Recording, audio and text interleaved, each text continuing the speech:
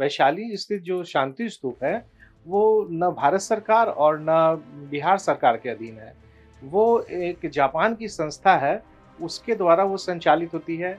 वो लोग ज़मीन ले लेते हैं और उसके बाद शांति स्तूप का निर्माण करके उसका संचालन, उसका रख-रखाव वो संस्था करती है। लोग जिस पार्टी से जुड़े हुए हैं और इसमें जो माननीय मुख्यमंत्री हम लोग को जो सम्मान देते हैं, तो जनता दल यू के सारे कार्यकर्ता जो हम लोग की तरह नौजवान कार्यकर्ता लोग, हम लोग माननीय मुख्यमंत्री जी के को एक अभिभावक, एक अपना राजनीतिक गुरु मानते हुए पार्टी में काम किए और आज इस जगह तक पहुँचे। वैशाली की जनता को कितना आश्वस्त करना चाहेंगे आने वाले विधानसभा चुनाव में? 20 में जब चुनाव था, उस वक़्त बाढ़ आया हुआ था। 2 साल बाढ़ हम लोग झेले। वैशाली की 41 पंचायतों में लगभग 21-22 पंचायत डूबे हुए थे पानी में। और उसी वक़्त हम लोगों ने सोचा था कि बाढ़ से निजात दिलवाना है अपने इलाके के लोगों को, किसानों को। आपकी आवाज को सुनने आ रही है प्रभात खबर इलेक्शन एक्सप्रेस। देखते रहिए प्रभात खबर इलेक्शन एक्सप्रेस। पहले लोकतंत्र की धरती, जहां पर महावीर और गौतम बुद्ध जैसे प्रबुद्ध लोगों की वजह से उसको एक नई पहचान मिली। आज हमारे साथ वैशाली विधानसभा क्षेत्र के लोकप्रिय विधायक सिद्धार्थ पटेल जी मौजूद है। सिद्धार्थ जी, बहुत बहुत स्वागत है। बहुत धन्यवाद। इस बार वैशाली में क्या माहौल देख रहे हैं आप? वैशाली में इस बार भी एनडीए का माहौल है और एनडीए यहाँ से लगभग सभी सीटों पे हम लोग विजय प्राप्त करेंगे। जब वैशाली में हम अपना कार्यक्रम कर रहे थे तो सबसे ज्यादा जो मुद्दा था वहाँ पे डिग्री कॉलेज को लेकर था। खासकर जो युवा वर्ग था वो डिग्री कह रहा था कि लोकतांत्रिक धरती रही है, इतना बड़ी पहचान वैश्विक तौर पर वैशाली का है, वहाँ डिग्री कॉलेज नहीं है। हाँ, ये आपने बड़ा अहम प्रश्न किया। वैशाली लोकतंत्र की जननी रही है और शुरू से हम लोगों की मांग थी कि वैशाली में एक डिग्री कॉलेज होनी चाहिए। टीचर्स ट्रेनिंग कॉलेज है वहाँ पर और इंजीनियरिंग कॉलेज है, लेकिन वहाँ पर डिग्री कॉलेज नहीं थी। हम लोग भी ये देख रहे थे और मैंने विधानसभा में भी सरकार से मांग की थी कि वैशाली में, क्योंकि हमारा वैशाली विधानसभा जिले के आखिरी छोर पर मुजफ्फरपुर जिले के से सटा हुआ है और लगभग 50 किलोमीटर से बच्चों को जिले के मुख्यालय में आके और यहाँ कॉलेज जाना पड़ता था। तो माननीय मुख्यमंत्री जी की यात्रा जनवरी में थी। हम लोगों ने मांग की कि प्रमुख मांगे जो थी वो हम लोग की थी कि वैशाली में से होकर गुजरने वाली जो बाया नदी है, उसकी उड़ाही और उसके तटबंधों की मजबूती और उसके साथ साथ वैशाली में एक डिग्री कॉलेज दिया जाए। तो डिग्री कॉलेज की भी स्वीकृति उन्होंने घोषणा की। जिला में जब रिव्यू वो कर रहे थे माननीय मुख्यमंत्री जी, तो उन्होंने घोषणा की थी और उसकी ज़मीन भी मिल चुकी है, जिसका एनओसी भी जा चुका है विभाग को और उसका पद सृजन भी हो चुका है, सैंक्शन हो चुका है वो और जो संवेदक हैं, उनको वो अलॉट भी हो चुका है। तो इस तरह अब सिर्फ़ वो मुझे लगता है शिलान्यास की प्रक्रिया होगी और भवन बनना शुरू हो जाएगा। बस इतना ही समय बचा है। एक और मुद्दा सबसे ज्यादा था कि जो बुद्ध अस्थि कलश स्तूप था, वहाँ पे वो काफी बड़ा पर्यटक स्थल है बिहार के लिए और देश के लिए भी। हाँ। वहाँ पे जो दीवारें थी वो हाँ। टूटी हुई थी और लोगों का शिकायत था कि बाहरी लोग वहाँ पे शाम के समय में अपना अड्डा जमाने लगते हैं। उसको लेकर भी काफी सवाल उठे। अच्छा, वो आप शांति स्तूप की बात कर रहे हैं। तो ये मैं आपको जानकारी दे दूँ कि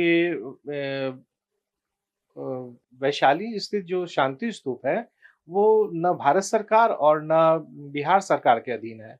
वो एक जापान की संस्था है, उसके द्वारा वो संचालित होती है। वो लोग ज़मीन ले लेते हैं और उसके बाद शांति स्तूप का निर्माण करके उसका संचालन, उसका रख-रखाव उस संस्था करती है। मैंने भी यहाँ अपने पदाधिकारियों से बात की कि आप वो जो संस्था के जो प्रमुख हैं वैशाली में, उनसे उनसे बात करें और उसका जीर्णोद्धार के लिए और भी उसका जो साज-सज्जा है उसके लिए बात करें। क्योंकि अधिकार उस पर न राज्य सरकार का है, न केंद्र सरकार का है। वो जापान की संस्था है और उसके लिए भी हम लोगों ने प्रयास किया कि वो ठीक हो जाए।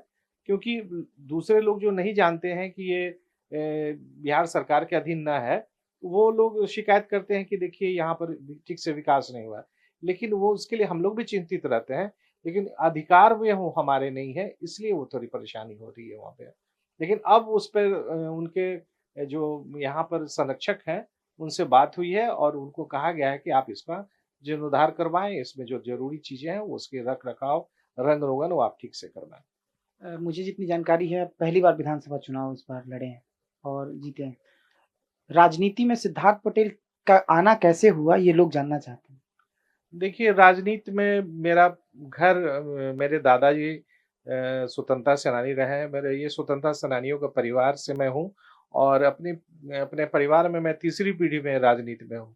मेरे स्वर्गीय दादाजी स्वर्गीय गुलजार पटेल भी विधान पार्षद थे और बाद में और भी हमारे परिवार में लोग राजनीति में आए, मंत्री बने और उसके बाद मैं हूँ और 2001 से ही मैं प्रदेश जनता दल यू का पदाधिकारी रहा और पार्टी के लिए हमने लगातार काम किया और माननीय मुख्यमंत्री जी का आशीर्वाद मुझे रहा और पार्टी में लगातार मेहनत करने से और समर्पित होकर काम करने के एवज में ही मुझे उन्होंने टिकट दिया और मैं इस तरह चुनाव आपके लड़के चाचा जी भी बिहार की सियासत के बड़े चेहरे थे, कितना योगदान मानते हैं उनका? नहीं, वो पूर्व मंत्री जी रहे हैं, बड़े चेहरे थे और वो पार्टी से जब तक जुड़े रहे हम लोग भी उनके साथ काम करते थे। राजनीति में सीखना भी परिवार के थे तो बहुत सारी चीज़ें जानकारी मिली।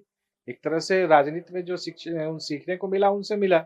लेकिन पार्टी कोई परिवार से नहीं चलता है, नेता एक होते हैं और पार्टी राजनीति में मुझे लगता है कि वो जिस तरह परिवार में घर के मुखिया, माता-पिता होते हैं, सामाजिक जीवन में अगर राजनीति में है तो वो पार्टी ही एक अभिभावक के तौर पे होती है और व्यक्ति का जैसे हम लोग जिस पार्टी से जुड़े हुए हैं और इसमें जो माननीय मुख्यमंत्री हम लोग को जो सम्मान देते हैं, तो जनता दल यू के सारे कार्यकर्ता जो हम लोग की तरह नौजवान कार्यकर्ता लोग, हम लोग माननीय मुख्यमंत्री जी के को एक अभिभावक, एक अपना राजनीतिक गुरु मानते हुए पार्टी में काम किए और आज इस जगह तक पहुँचे। वैशाली की जनता को कितना आश्वस्त करना चाहेंगे आने वाले विधानसभा चुनाव को लेकर? वैशाली की जनता जो मैंने 2020 में जब चुनाव था, उस वक़्त बाढ़ आया हुआ था। 2 साल बाढ़ हम लोग झेले। वैशाली की 41 पंचायतों में लगभग 21-22 पंचायत डूबे हुए थे पानी में और उसी वक़्त हम लोगों ने सोचा था कि बाढ़ से निजात दिलवाना है अपने इलाके के लोगों को, किसानों को। तो बाय नदी की उड़ाही क्योंकि गाद भरने से नदी उथली हो गई थी, तो नदी की उड़ाही और उसी मिट्टी को बाँधों पे रख के बाँधों की भी मजबूती की बात हम लोगों ने माननीय मुख्यमंत्री से की। वो काम हो गया, आज काफ़ी पानी नदी साफ हुई तो पानी भी जल्दी निकल गया, बाढ़ आने की कोई संभावना नहीं थी। उसके साथ-साथ और भी जितने काम हैं, तीनों प्रखंडों में हम लोगों ने स्वास्थ्य के क्षेत्र में ये सामुदायिक स्वास्थ्य केंद्र का निर्माण कराया। गुरौल में मैंने ये मेरा सौभाग्य है कि ये सब जो हमने माँग की, मंगल पांडे जी हमारे स्वास्थ्य मंत्री जी गुरौल में ये ट्रॉमा सेंटर देने का काम किए। उसके साथ-साथ गुरौल में हमने माँग की कि गुरौल में जब चीनी मिल था, तो मैंने विधानसभा में प्रश्न किया कि चीनी मिल को फिर से चालू करवाया जाए। लेकिन सरकार का जो नीतिगत फैसला था, वो चीनी मिलों को पैसा सरकार नहीं दे रही थी। तो मैंने कहा कि आप इथेनॉल का फैक्ट्री हमें दे दें, लेकिन इथेनॉल क्योंकि ज़मीन 54 एकड़ ही गुरौल के पास था, इसलिए वहाँ चीनी मिल न बन के वो मोतीपुर चला गया। तो फिर तत्कालीन उद्योग मंत्री माननीय शाहनवाज हुसैन सर ने मुझे आश्वस्त किया कि वैशाली मेरी प्राथमिकता पे प्रथम सूची में है और कुछ भी होगा मैं गुरौल में काम करूँगा।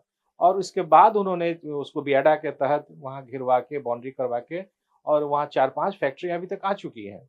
जी, आप लोग भी अपना जब सर्वे करेंगे तो आपको जानकारी मिलेगी कि वहाँ पर औद्योगिक क्षेत्र बन गया। और फिर जब मैंने विधानसभा में प्रश्न किया कि गुरौल जो रेलवे गुमटी है और जब आप वहाँ औद्योगिक क्षेत्र वैशाली जिला का दूसरा बन गया गुरौल, तो जो गुमटी पर जाम लगा रहता है, सड़क की चौड़ाई कम है, उसके लिए भी मैंने प्रश्न किया और माननीय मुख्यमंत्री जी और विभाग के मंत्रियों से मिला। तो गुरौल में जो ये है गुमटी है रेलवे का, वहाँ ये रेलवे ओवरब्रिज का भी स्वीकृति बिहार सरकार ने भारत सरकार को भेजा और भारत सरकार ने भी उसकी स्वीकृति दे दी। और गुरौल और सोंधो सड़क जिस पर वो औद्योगिक क्षेत्र अवस्थित है, उसकी चौड़ाई की भी की निविदा निकल गई है। आने वाले समय वो भी चौड़ी होगी। बहुत-बहुत धन्यवाद सिद्धार्थ जी और आने वाले विधानसभा चुनाव के लिए आपको ढेर सारी शुभकामनाएं। तो ये थे हमारे साथ वैशाली के विधायक सिद्धार्थ पटेल जी, जिन्होंने तमाम सवालों को बारीकियों से समझा और उसका जवाब दिया। आगे की वीडियो के लिए बने रहिए प्रभात खबर के डिजिटल प्लेटफॉर्म के साथ। प्रभातखबर.com, विश्वास वही, रफ्तार नहीं।